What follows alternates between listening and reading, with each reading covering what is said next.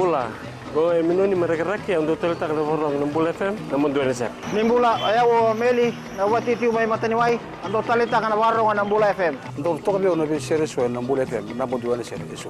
Ni sambula binakan lewi biti gonga lomani tahun ni lebemba. Ngango musim balen roko-roko untuk talita ka na forong Nambula FM. Bula FM, Number 2 NSR. Bula FM, number 2.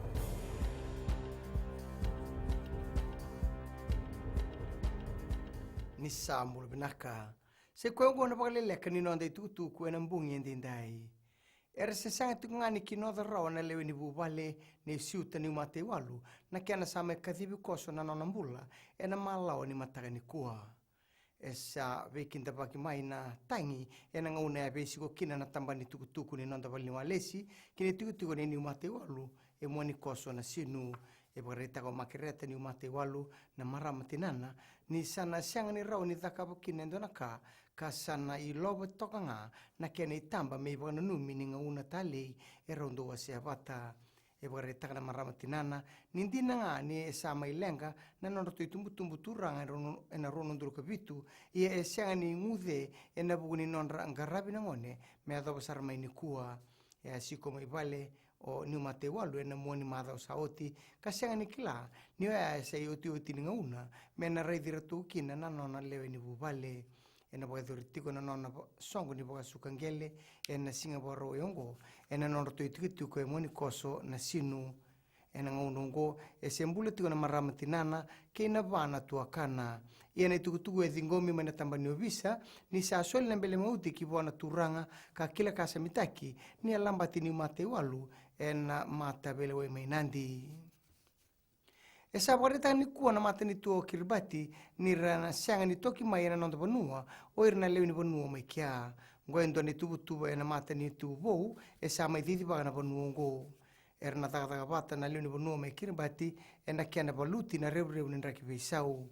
ena mbaki runondolu katol rondol tinika tolu e torna mata ni tuo kirbati e lima rondolu vanan rawa ono sangabulu na eka ningele e na toba tu estate e na via da con robe me tu barau e na ngauna ni lenga tumbu koso na mata ni tuo kirbati e ntua na enu anu ka bakile sartoka kina baga lebu na rebu ni raki beisau kina tumbu ni alal ni wai e na mata ni tuo biti e loma soli na bugu ni tu barau me bebu ke kina mata ni tuongo e na ngauna ngan rebi kina erto boliana tigi ningelo ya e na $0.3 million i labu ni Australia mai bena trust ni colony of Fiji ke na matambosi ni lotu mai Ingilandi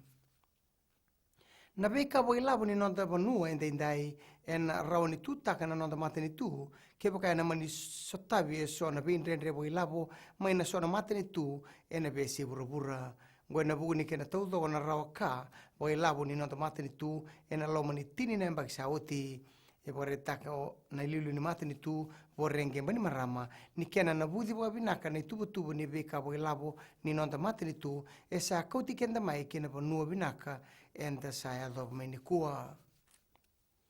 kina gito esa tu bangaraw semiranranra mena lewena sotel na timi e na bugu ni nonang gito ragabi e na beisinga ni mataka e bareta ranranra ni se tau do tiko nang gito kaboita bitiko kina e na unungo mai barani se ia na nona toso e na bata utaki e na nona koniteraki ni kalabo ni ragabi na bodex ni tukutuku e dingomi ni rawa ni lewena talanga ranranra na timi lewa bitu ni nonda banua kina sot ni Olympic Games ia e bareta ko Gareth Bale na kena ndori bi tabulidi ni reda manda iliu na vika e bola ia na nona koniteraki kase baga ngatati ko na unungo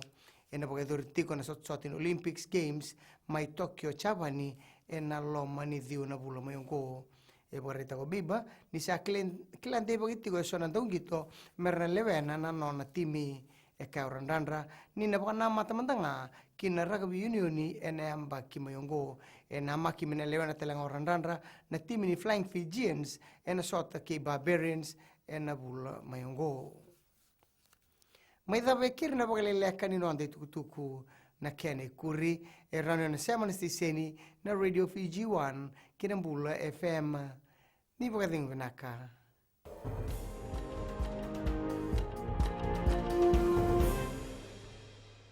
Bola na lengo siapa do talita ka wale ronga serma ka na do Fiji na kasi. Bula ya Veronica Melo toka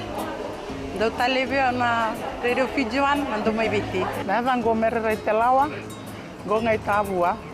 ando talita kana varoronga na Radio Fiji One nando mai biti. Bula go ngai no ke imba ando talita wale na varoronga na Radio Fiji One nando mai biti. Na wale. Ana dango saniter kwati ando talita ka bakalebu na varoronga na Radio Fiji One en Osori. Radio Fiji One nando mo iviti.